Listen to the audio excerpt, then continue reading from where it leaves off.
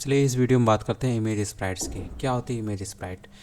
Image Sprite is a collection of images put into a single image. Image Sprite single image होती है जो कि बहुत सारे इमेजेस का कलेक्शन होती है और इसे हम लोग अपने वेब पेज में इस्तेमाल करते हैं।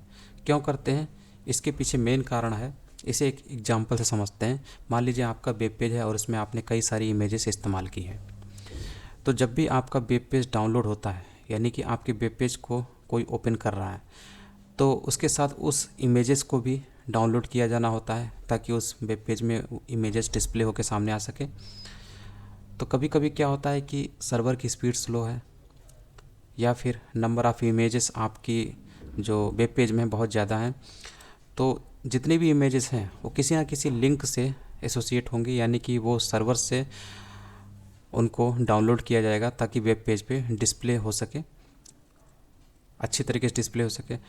तो अगर मान लीजिए एक से ज़्यादा इमेजेस हैं, कई सारी इमेजेस हैं, तो उतनी बार उन इमेजेस को, तो जितनी इमेजेस हैं उतने बार सर्वर पर रिक्वेस्ट जाएगी उन इमेजेस को वेब पेज में डिस्प्ले कराने के लिए, यानी डाउनलोड कराने के लिए।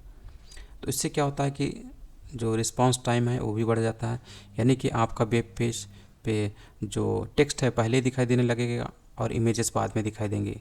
एक हिसाब से इमेजेस को लोड होने में समय लग रहा है आपके वेब पेज पर।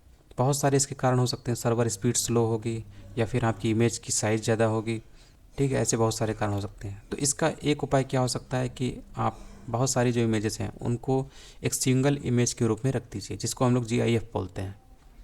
और इसको एक रिक्वेस्ट में ही, जैसे कोई वेब पेज ओपन करता है तो एक रिक्वेस्ट में ही सारे इमेजेस हैं सिंगल इमेज के रूप में डाउनलोड होके आ जाते हैं। मल्टीपल रिक्वेस्ट, हर एक इमेजेस को लोड करने के लिए मल्टीपल रिक्वेस्ट उस वेब पेज को नहीं करनी पड़ती सर्वर से, ताकि इमेज को डाउनलोड कर सके। केवल सिंगल रिक्वेस्ट करेगा वो इमेज स्प्राइट की और सारी इमेज एक बार में ही सर्वर से वेब पेज में डाउनलोड हो जाएंगी। और उसके बाद जो GIF इमेज है उसके किस पोर्शन पे पर्टिकुलर जो इमेज पड़ी हुई है उसको डिस्प्ले कराना है आपको अपने वेब पेज पे, तो इसके लिए आप CSS का इस्तेमाल कर सकते हैं उन पर्टिकुलर इमेजेस को जिस जिस जगह पर डिस्प्ले कराना है। तो इसलिए इमेज स्प्राइट्स का इस्तेमाल किया जाता है। तो image sprites will reduce the number of server request and save bandwidth. तो इमेज स्प्राइट जब हम लोग इस्तेमाल करते हैं तो नंबर ऑफ जो रिक्वेस्ट हैं पर हर एक इमेजेस को लोड करने की उस वेब पेज में वो घट जाती हैं और हमारा जो लोडिंग स्पीड है वेब पेज की वो बढ़ जाती है। कहने का मतलब है कि जो वेब पेज की लोडिंग स्पीड है इमेजेस की वजह से स्लो नहीं पड़ती, बल्कि वो सही टाइम पर वेब पेज इमेजेस के साथ सामने डिस्प्ले होता है। अब इसके बाद इसको एग्जांपल से समझते हैं। तो इमेज स्प्राइट का एक एग्जांपल है। तो यहाँ पर हम लोग अपने वेब पेज में मान लीजिए 3 इमेजेस इस्तेमाल करने वाले हैं, तो इसको एक सिंगल इमेज के रूप में हम लोग रख लेते हैं। इस इमेज का नाम है इमेज स्नैप स्प्रेड.gif, यानी एक GIF इमेज है जिसमें 3 इमेजेस हैं। GIF मतलब नंबर ऑफ़ इमेजेस का ही कलेक्शन हो। तो ये किस टाइप की इमेज है? GIF इमेज जिसमें 3 इमेजेस हैं और इन्हीं 3 को हम लोग इस्तेमाल कर सकते हैं। तो एक बार ये GIF डाउनलोड होती है, GIF इमेज, और डाउनलोड होने के बाद हम लोग अपने वेब पेज में कहीं भी इसको इस्तेमाल कर सकते हैं। हमें अलग अलग रिक्वेस्ट सर्वर को नहीं भेजनी पड़ती है हर एक इमेज को डाउनलोड करने या वेब पेज में डिस्प्ले कराने। इसके लिए GIF हमारा ये काम कर देता है एक बार में ही रिक्वेस्ट करके। इसके बाद CSS हम लोग अप्लाई करते हैं इस GIF इमेज के पर्टिकुलर पोर्शन को या पर्टिकुलर इमेज को अपने वेब पेज में यूज़ करने के लिए या डिस्प्ले कराने के लिए। तो इस एग्जाम्पल, तो यहाँ पर ये 2 इमेजेस को यूज कर रहा है अपने वेब पेज में।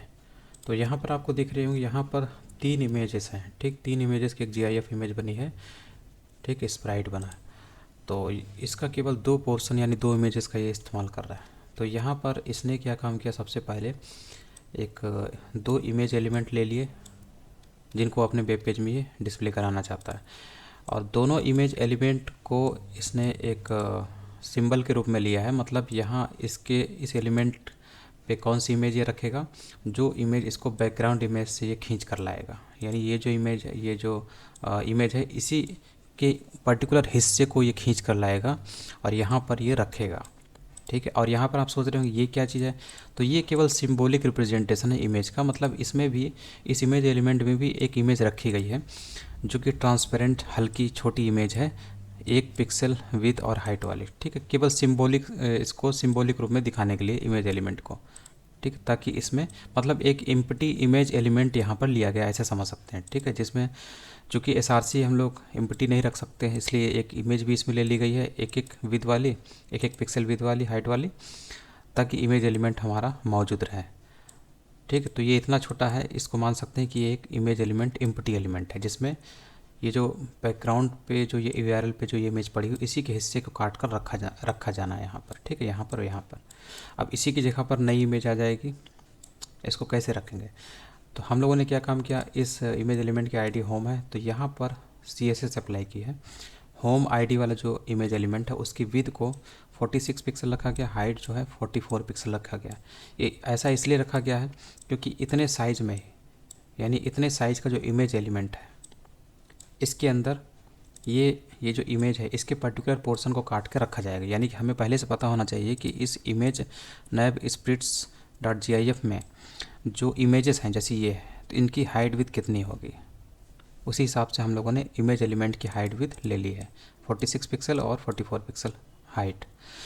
अब इसके बाद यहाँ पर जो बैकग्राउंड दिया हुआ है, तो URL मेथड में जब हम लोग इस GIF इमेज को पास करते हैं, फिर उसके बाद हम यहाँ पर बताते हैं कि वो उसके कितने हिस्से को हमें यूज करना है। ठीक है, तो यहाँ पर अगर आप इसको देखें ध्यान से, ठीक है, तो अगर हम लोग इस इमेज को, इसको GIF इमेज को देखें, तो इस कोने पे इसके जो कोऑर्डिनेट पॉइंट होंगे वो 0 0 होंगे। ठीक है, तो 0 0 कैसे लेते हैं? यहाँ पर एक्स वाई एक्सिस तो होता नहीं है, यहाँ पर हम टॉप और लेफ़्ट की बात करते हैं। तो यहाँ पर हमें सबसे पहले हॉरिजेंटल एक्सिस की बात करनी होती है कि इस इमेज की पोजीशन देने के लिए कि लेफ़्ट में कितना होगा। ठीक है, यानी हॉरिजेंटल एक्सिस यानी लेफ़्ट, और वर्टिकल एक्सिस यानी कि टॉप की बात करते हैं। तो यहाँ पर भी जस्ट यही दिया हुआ है। ये चीज़ बताती है कि इस इमेज से जो हिस्सा काटा जाना है, कितना हिस्सा काटा जाना है। तो ये बता रहे कहाँ से काटा जाना है, 0 0 से, यानी कि लेफ़्ट में 0 0 और टॉप से 0 0, लेफ़्ट से 0 0, टॉप से 0 0, इस जगह से इतनी पोर्शन को इतनी हाइट विड्थ को इस इमेज से काटा जाना है। ठीक है, तो इसीलिए ये होम आईडी वाला जो एलिमेंट है, इसकी वजह से आपको ये वाली चीज़ डिस्प्ले होके आ रही है। ठीक है, क्योंकि इसकी पोजीशन, इसको काटा गया है यहाँ से 0 0 से 44 पिक्सल, 46 पिक्सल विद और 44 पिक्सल हाइट वाले हिस्से को इस मेन इमेज से काटा गया है। कहाँ से? इस 0 0, यानी 0 लेफ़्ट से 0 और टॉप से 0 पोजीशन से, यानी कि इतना हिस्सा आपको, ये जो हिस्सा है आपको कट के सामने आ जाता है। ठीक है, इतने CSS की वजह से, इसलिए आपको ये वाली इमेज इसी CSS की वजह से दिख रही है, ये होम वाली इमेज। इसके बाद ये जो सेकंड वाली इमेज है, इसको आप कैसे डिस्प्ले करेंगे? तो देखिए यहाँ पर ये आ रही है। तो अगर आप इसको ऐसे देखें GIF इमेज के रूप में, तो इस कोने को आपको पकड़ना है, ये इस कोने को। ठीक है, यानी लेफ़्ट और टॉप यहाँ पर हॉरिजॉन्टल और वर्टिकल जो पोजीशन है आपको इसकी बतानी पड़ेगी। तो इसके लिए हम मान के चलते हैं ये दोनों एक ही बराबर हैं, तो इसका जो यहाँ पे दिया हुआ है 43, मतलब इस इमेज को, इसकी विड्थ को आपने 43 माना है। ठीक, तो हम मान के चलते हैं ये जो इमेज है इसकी विड्थ भी 43 है। तो अगर आप इसकी इस होम वाली इमेज की विड्थ को देखें तो ये 46 है, ये 43 है, और बीच में यहाँ पर एक एक पिक्सल वाले बॉर्डर हैं, जो 4 विड्थ हैं, यानी कि इसकी विड्थ, इसकी बॉर्डर की विड्थ, यानी इस इमेज, इन दोनों इमेज के बीच में जो बॉर्डर है इसकी विड्थ, और इस इमेज की विड्थ, और इस बॉर्डर की विड्थ, इन चारों को अगर हम जोड़ें तभी हम इस इमेज के इनिशियल पोजीशन पे पहुंच सकते हैं, यानी कि इसके कॉर्नर पे पहुंच सकते हैं। और वहाँ से हम डिफाइन कर सकते हैं कि ये इमेज जो मेन ये GIF इमेज है, इसके इतने पोर्शन को काट पाएंगे तभी। तो देखिए ये 46 है प्लस 1 47 हुआ, 47 प्लस 43 कितना हुआ, 90, और उसके बाद एक पिक्सल की ये वाला बॉर्डर आप ऐड करें तो 91, यानी कि ये पोजीशन 90 के आसपास बनती है। चूँकि आप लेफ़्ट में जा रहे हैं इसलिए आप इसको माइनस में लेंगे, तो -91 इसकी पोजीशन होगी, यानी कि हॉरिजॉन्टली, और टॉप से तो पोजीशन 0 है ही, इसीलिए ये पोजीशन आपको -91 पिक्सल और ये 0 लिया गया है। यानी लेफ़्ट से -91 पिक्सल राइट की ओर, मतलब लेफ़्ट से राइट की ओर 91 पिक्सल, यानी -91 पिक्सल पोजीशन, और टॉप से 0 पोजीशन। तो इतना लिखने से आप इस इमेज के उतने हिस्से को काट के बैकग्राउंड के रूप में सेट कर सकते हैं। ठीक है, जो कि आपकी इमेज एलिमेंट पे आके सेट हो जाएगा। और इस इमेज एलिमेंट की जो विड्थ और हाइट कितनी दी गई, इतने, इसके अंदर इस इमेज का इस पोर्शन पे बैठा हुआ जो एरिया है, जो इमेज है, वो कट के सेट हो जाएगा इस हाइट विड्थ में, इसलिए आपको ये दिखता है। और अगर आप इसके बॉर्डर को भी लेना चाहते हैं इसके पहले एक बॉर्डर है 1 पिक्सल का, तो आप यहाँ से सिंपली 1 पिक्सल अगर हटा देंगे 90 कर दीजिए तो आपका इसका बॉर्डर भी आपको इन दोनों के बीच में दिखाई देगा। इस तरीके से ये होता है। अगर आप यहाँ पर 90 80 करेंगे तो देखेंगे आपका जो दूसरी वाली इमेज है, बीच वाली इमेज यानी कि ये वाली, इसका भी कुछ हिस्सा आपको यहाँ पर दिखाई दे। तो आप समझ गए होंगे कि ये किस चीज़ की बात कर रहा है। तो इस तरीके से हम लोग किसी भी GIF इमेज से पर्टिकुलर इमेज को काट के निकाल सकते हैं और यूज कर सकते हैं अपने वेब पेज में, जैसे कि यहाँ पर इसने करने की कोशिश की है। ठीक, तो इस तरीके से होता है। और यहाँ पर ये दिया गया है, इसी को एक्सप्लेन किया गया ऊपर वाले एग्जाम्पल को, इसको आप देख लेना। इसके बाद ये नेविगेशन लिस्ट बनाने की बात कर रहा है। तो इमेज स्प्राइट से नेविगेशन लिस्ट मतलब आपके पास इमेज तो आ गई, आपने निकाल ली, उसके बाद उसके ऊपर आपको लिंक लगाना है और एक नेविगेशन लिस्ट बनानी। तो इसके लिए आपने पहले ही पढ़ रखा है कि आप लिस्ट आइटम्स का इस्तेमाल करेंगे और एक कंटेनर बनाएंगे अनऑर्डर्ड लिस्ट का, और उसके अंदर आप लिस्ट आइटम का इस्तेमाल करेंगे ताकि आप लिस्ट बना सकें, और उसके अंदर आपको लिंक के लिए एंकर एलिमेंट्स भी इस्तेमाल करने पड़ेंगे। तो ये तो आपने पहले ही पढ़ा था। ठीक है, तो ये सारे आपके लिंक बन गए, तीनों इमेजेस लिंक के रूप में काम कर। तो इसको बताने की ज़रूरत नहीं है क्योंकि ये तो आपको पहले से पता है कैसे ये काम करता है। यहाँ पर इसका डिटेल दिया हुआ है, इसमें सारी वही चीज़ें हैं, मेन तो वही है जो आपने पढ़ी हैं, बाकी लिंक तो लगाना आप जानते ही हैं। उसके बाद है हावर इफ़ेक्ट भी आप डाल सकते हैं। हावर सीडो क्लास का यहाँ पे इस्तेमाल करना पड़ेगा आपको।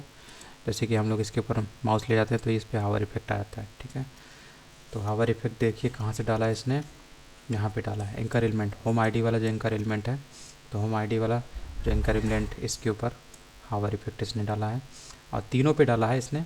इसमें बताया है कि जो बैकग्राउंड इमेज है उसी पर ये इफेक्ट शो होगा। जो ये जो स्प्राइट है GIF इमेज है, इसको बैकग्राउंड के रूप में सेट किया गया है इस पोजीशन पे। ठीक है, तो इसी के ऊपर जब आप माउस ले जाएंगे तब ये हावर करेगा। ये देखिए, तो ये चीज़ यहाँ पर की गई है। और अगर आप कुछ और भी डालना चाहते हैं यहाँ से तो वो भी आप डाल सकते हैं। मान लीजिए हम यहाँ पर बैकग्राउंड कलर ले लेते हैं लाइट ब्लू, देखते हैं क्या होता है। तो नेक्स्ट आईडी वाला जो एलिमेंट है ये वाला है, इसके ऊपर जैसे ही हम माउस करेंगे इसका बैकग्राउंड कलर देखिए कैसा हो जाता है। यहाँ पे बैकग्राउंड कलर आपको पता नहीं चला, लेकिन यहाँ पे बैकग्राउंड कलर आ रहा है। इसको हम लोग अगर ब्लू ले लेते हैं थोड़ा सा और अच्छा दिखाई देगा। ठीक है, तो इस तरीके से हम बैकग्राउंड कलर ले सकते हैं।